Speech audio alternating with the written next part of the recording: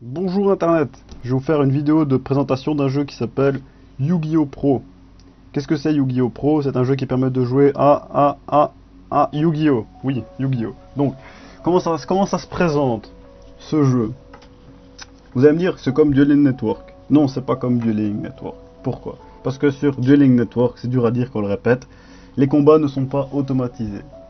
Qu'est-ce que ça veut dire ça? Ça veut dire que sur Dueling Network, si on a un zigoto qui décide de mettre ses cartes n'importe comment et d'activer les trucs n'importe comment, comme en vrai, et ben s'il va vite et tout, ben c'est le bordel, ça peut être le bordel, voilà. Tandis qu'ici tout est automatisé comme sur les jeux officiels de Konami. Et ça, c'est cool. Comment le jeu il se présente?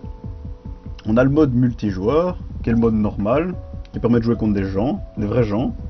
On a le mode IA, qui est sorti très récemment, qui est, comme on le voit ici, en mode bêta. Qu'est-ce que ça implique que c'est en mode bêta? C'est que l'IA elle est encore un peu débile par moment. En fait, elle active tout et elle regarde si ça marche bien. Ensuite, on a un mode un joueur, c'est un mode puzzle en fait. Et puzzle, des fois, ils sont super chauds. Et il y en a un paquet, on peut les télécharger, on peut en faire, et c'est le bordel. Watch replay, c'est pour enregistrer les matchs. About, c'est le crédit. Deck edit, ça je vais vous le montrer tout de suite. C'est pour éditer le deck. Donc on voit qu'ici, on a les représentations en images des cartes, même les plus récentes, ça c'est cool. Et on a donc l'explication, la translation du texte, ici. Le jeu peut être traduit en français. Il y a une version française qui est disponible, allemande je crois, je suis pas sûr. Mais bon, moi je joue en anglais par habitude, parce que mes cartes, en vrai, elles sont principalement en anglais. Donc comment ça se présente? On a une interface de recherche ici, avec plein de critères, un peu comme sur Dueling Network ici. Et par exemple, je vais faire une recherche, X-Saber, et pouf, ça me donne toutes les cartes qui contiennent le mot X-Saber. Sans restriction, maintenant je peux choisir piège, machin, bidule, tout ce que je veux. On peut sauvegarder, on peut trier les cartes, et on peut aussi les mélanger. Ça peut être pratique par certains moments. Donc ça gère aussi l'extra et le side. Bon, je sais pas comment est-ce qu'on utilise le side en tant que tel entre quelques parties, mais bon, il est là le side. Donc, petit détail. Quand on crée un deck avec ce logiciel, ça pour moi c'est bon, c'est pas vraiment un défaut, mais c'est un peu chiant, c'est qu'il faut le démarrer en mode administrateur le jeu, sinon ça ne sauvegarde pas. Je suis sur Windows 8. Bon, je vais vous montrer maintenant comment ça se passe pour les combats, parce que c'est quand même ça qui est le plus intéressant. Voilà. Donc je vais démarrer le mode IA, pas le mode multiplayer. On voit ici qu'on a une série donc d'options, on peut régler, c'est pratique ça. On peut choisir la banlist avec laquelle on veut jouer, si je vais mettre en Unlimited. C'est marrant, parce que les decks de base qui sont fournis avec l'IA, c'est des decks qui utilisent des cartes interdites. Mais on peut la faire jouer basiquement n'importe quel deck. Donc si je veux lui faire jouer un deck X-Saber, je crée un deck X-Saber, je lui donne. Mais bon, le problème c'est qu'elle aura tendance à utiliser les cartes un peu n'importe comment. Donc l'idéal quand on crée un deck pour cette IA ici, c'est de faire un deck qui est relativement simple à jouer. Et les decks qui sont fournis de base par donc le développeur, ils sont dans cette optique là. Donc on peut voir qu'on peut régler différentes options, Enable Priority, Don't Check Deck, Do Not Shuffle Deck, ça peut être rigolo. On peut choisir le nombre de points de vie avec lesquels on commence, c'est pas mal aussi. On peut choisir le nombre de cartes avec lesquelles on commence et aussi le nombre de pioches. Ça peut être marrant pour faire des parties fun entre potes. Comment ça se présente? Pour choisir le deck de l'IA, on a tout simplement un menu déroulant avec tous les decks que nous-mêmes on peut utiliser. Donc je vais lui prendre un deck comment? Ah, j'avais fait un deck dragon de merde, on va lui donner ça. Et moi je vais prendre... Qu'est-ce que je vais prendre? Ah, Gate Hero. On va prendre ça, c'est parti. Ah, ça va être cool ça. Ça va être le bordel surtout. Hop. Donc, je vous préviens, quand le duel sera fini, il y a des chances pour que le logiciel crash. Ça m'est déjà arrivé quelques fois, ça arrive pas tout le temps, mais bon. On a fini le duel et tout, de toute façon, c'est pas vraiment grave en soi, faut savoir que l'IA est encore en mode bêta, quoi. Et de pouvoir jouer à un jeu avec un nombre de cartes aussi conséquent contre une intelligence artificielle qui est pas trop bête, on va dire, qui permet quand même de s'amuser, je trouve que c'est quand même assez incroyable. Donc on voit que tout est automatisé ici, j'ai pioché directement ma carte, j'active l'effet de Thunder Dragon et je peux prendre les deux. Il y a tout qui est bien fait, on peut visionner donc l'extra deck comme on veut, on peut regarder dans le cimetière, y compris celui de l'adversaire, mais bon pas dans le deck évidemment, ça va pas. Ah, c'est pas mon deck ça, c'est pas mon deck. C'est pas mon deck.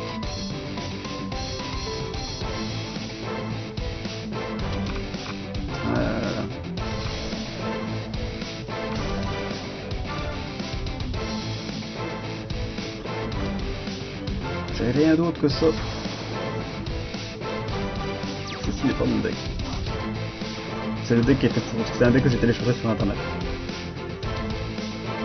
Voilà, donc erreur de base de l'IA, elle invoque un petit monstre.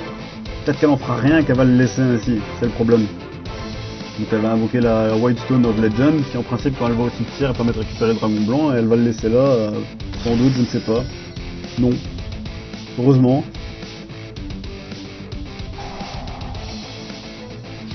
Voilà. Plus le deck est facile à jouer, plus l'IA aura tendance à bien le jouer forcément, vu qu'elle a une intelligence limitée. Voilà, je vais activer Fusion Miracle. Je vais sortir The Shining. Voilà, ça m'a l'air bien ça. Voilà, donc si les cartes elles se foutent n'importe comment, c'est normal. Parce que j'ai choisi une option pour placer les cartes de façon aléatoire. Ah bon, ça c'est réglable. On peut aussi désactiver la musique si vous trouvez qu'elle est chiante, diminuer, augmenter le son. Ici je l'ai mis relativement bas. Je dis bon, ouais, besoin de la vidéo, ça ferait bien d'avoir une petite musique en fond. Bon, qu'est-ce qu'on constate encore une fois ici, c'est qu'il y a toutes les phases qui sont respectées exactement comme dans les jeux officiels. Main phase, battle phase. Quand on passe à la battle phase, on a accès à la main phase 2. Et pour ce qui est de la draw phase ou la standby phase, et bien là, les cartes qui permettent de s'activer en même temps, on peut les utiliser. On est proposé. Donc, par exemple, si je joue Sabrex et j'ai Dark Soul dans le cimetière à la end phase, on me proposait d'activer la carte. Ici, je vais attaquer. Et je vais poser Solemn Warning.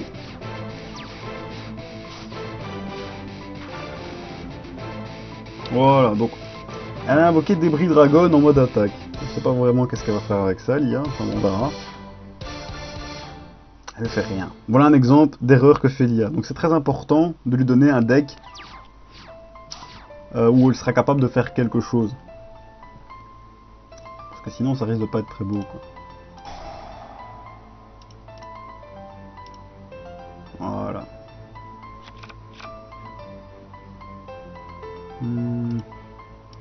Voilà.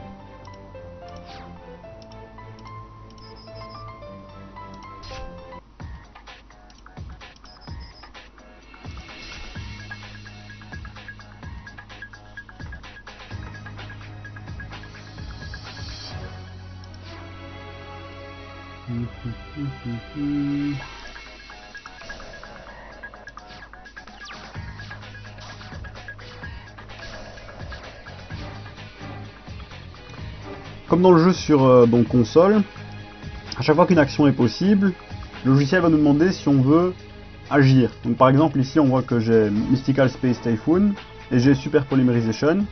Donc qu'est-ce qu'elle va me demander? L'IA, à chaque fois que c'est possible de l'utiliser, elle va me demander si je veux l'utiliser. Donc on peut voir ça comme un défaut ou non en multijoueur, parce que du coup l'adversaire il saura qu'on a quelque chose à activer s'il voit qu'on a un temps de réaction entre chaque action. Temps de réaction entre chaque action. Bon ici vu qu'on joue contre l'IA, c'est pas vraiment grave.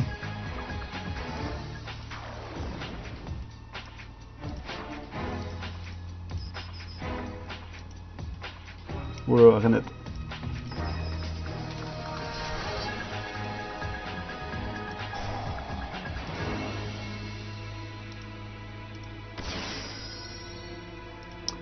Et voilà. Je vous préviens, ça va peut-être cracher. Bon, si ça crache, ce sera la dernière fois que je vous parle dans cette vidéo et j'espère que ça vous a plu.